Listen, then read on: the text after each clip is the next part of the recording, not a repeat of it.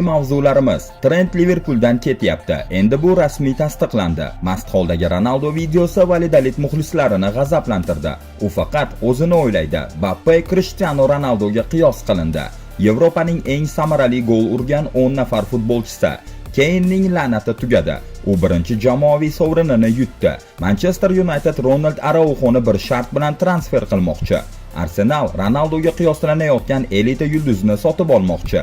Kroos Pedri haqida: o'z o'rnida dunyodagi eng yaxshi futbolchi. U balki Yamal, Rafinha va Lewandowskidan ham muhimroq bo'lishi mumkin. Yangiliklarni boshlashdan oldin like bosib obuna bo'lishni unutmang. Bosdingizmi? Demak boshladik.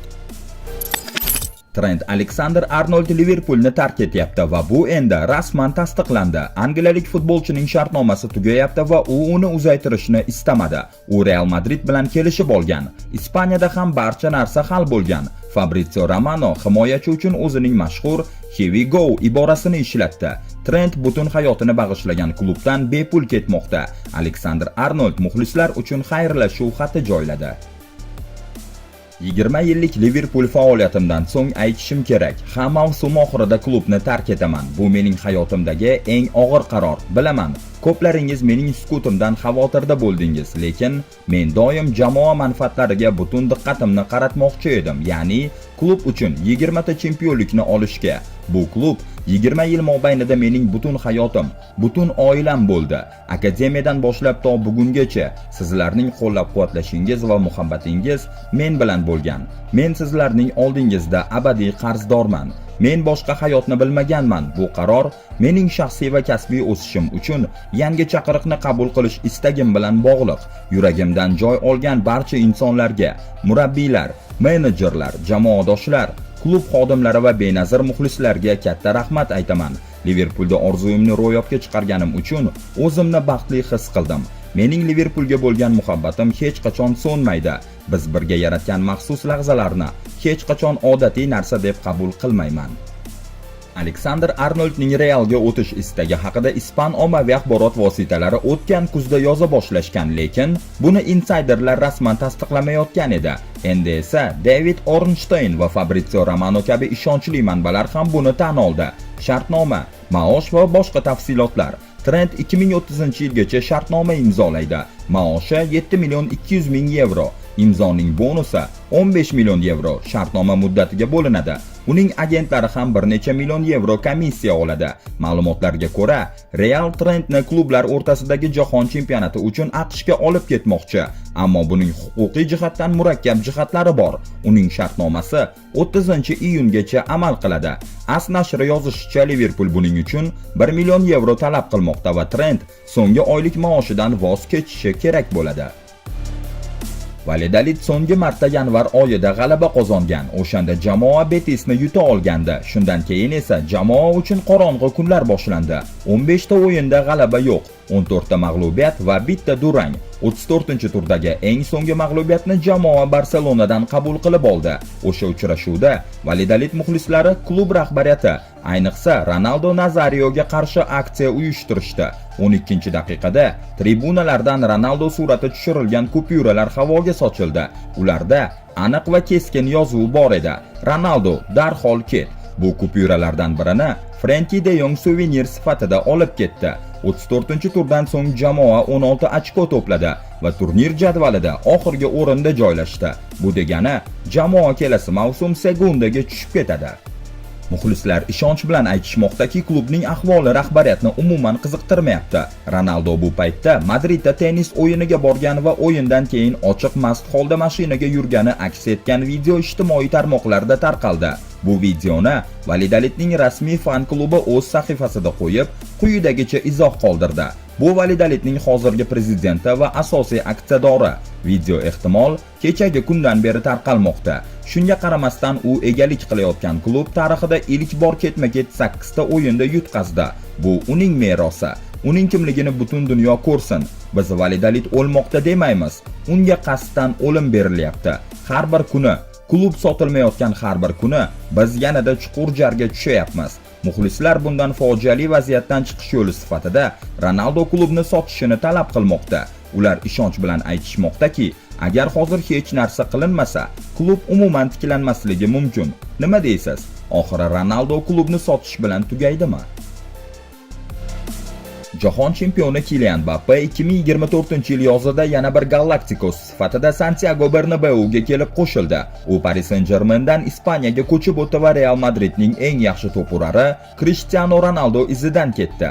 Qizig'i, Mbappe Ronaldo Realda to'p surganida kiygan 9-raqamni ham meros qilib oldi.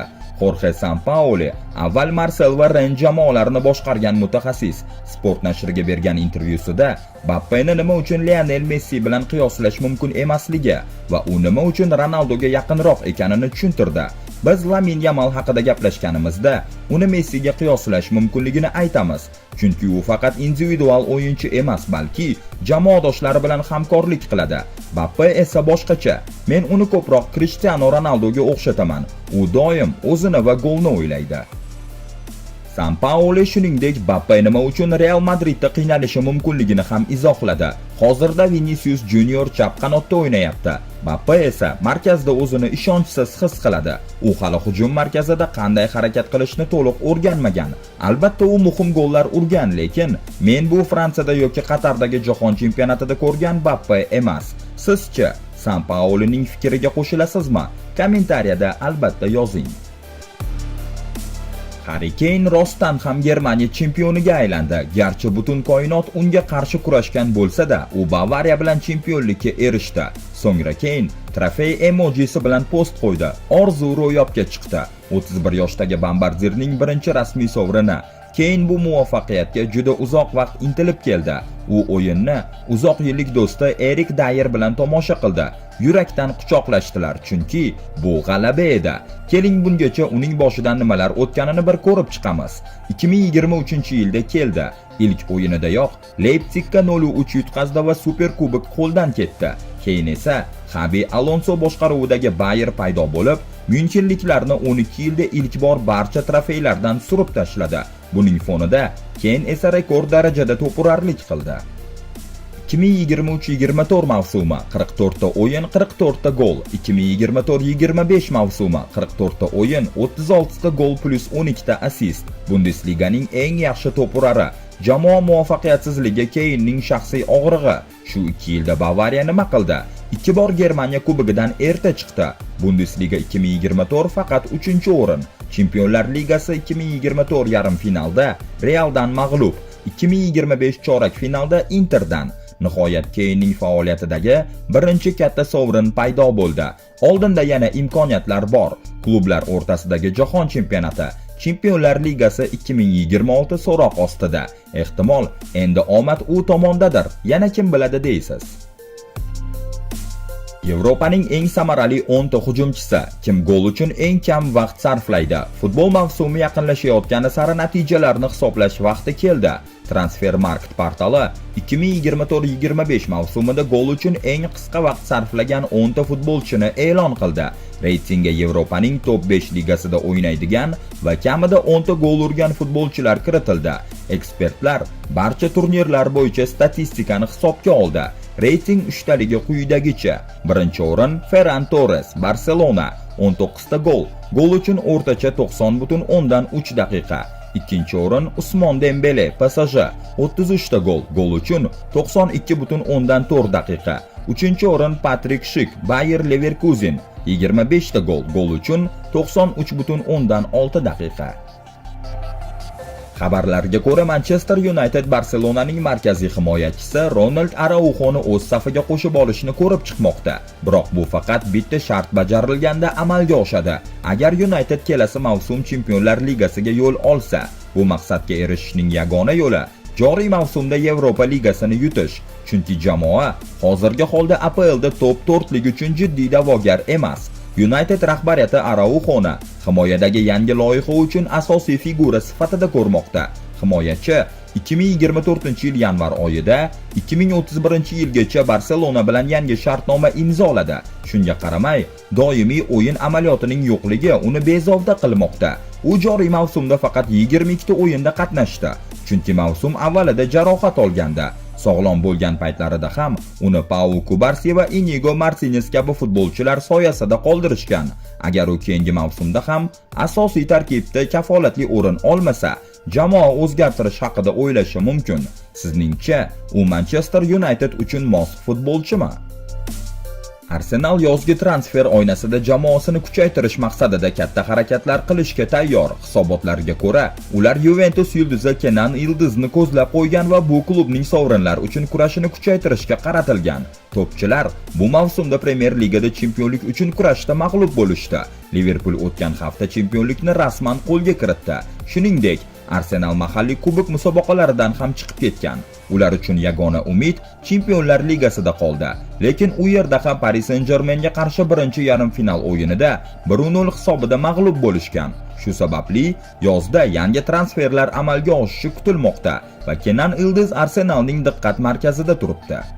Arsenal skautlari 19 yoshli futbolchining qanotdagi puxta o'yinidan taassurotda. U elita darajasida deb baholanmoqda va hatto ayrimlar tomonidan Cristiano Ronaldoga qiyoslanmoqda.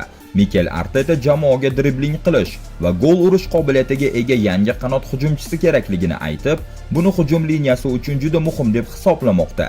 Garchi markaziy hujumchi, masalan Alexander Isak, Arsenalning asosiy maqsadi bo'lib tursa ham, Yildizning Turindagi o'sishi jamoa rahbariyatining uning ko'p funksiyali o'yiniga ishontirdi.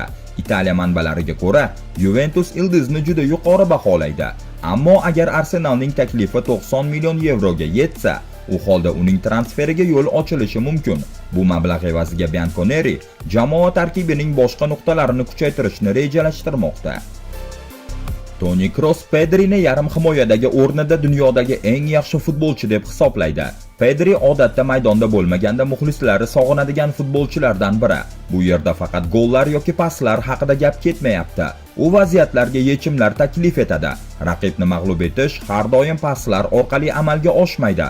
Ammo Pedri cheklangan makonda raqiblarni aldashni biladigan kam sonli yarim himoyachilardan biri. U balki Lamine Yamal, Rafinha yoki Lewandowskidan ham muhimroq bo'lishi mumkin. Albatta bu futbolchilar o'yin taqdirini hal qiladi, lekin buning amalga oshishi uchun Pedri o'z rolini a'lo darajada bajaradi. Menimcha hozirgi paytda u o'z o'rnida dunyodagi eng yaxshi futbolchi. U tezkor futbolchi emas, lekin u dribling boshlaganida o'ylardim, hech bo'lmasa endi xatoga yo'l qo'ydi deb. Ammo u xatoga yo'l qo'ymasdi. U masalan Messidek juda yuqori tezlikda harakat qilmaydi. Pedri tez emasdek tuyuladi, lekin aslida u juda tez, chunki uning harakatlari juda muvozanatli va yumshoq. Men nafaqat yaxshi o'ynaydigan, balki elegant va nafis ko'rinadigan futbolchilarni yaxshi ko'raman. Bu jihati Pedrini ajratib turadi, dedi Realning sobiq yarim himoyachisi o'zining Enfiqayt Lupin podkastida. Bugungi xabarlar shulardan iborat edi. Albatta like bosib, obuna bo'lishni unutmang va izohlarda o'z fikringizni yozing. Keyingi videolarda uchrashguncha salomat bo'ling.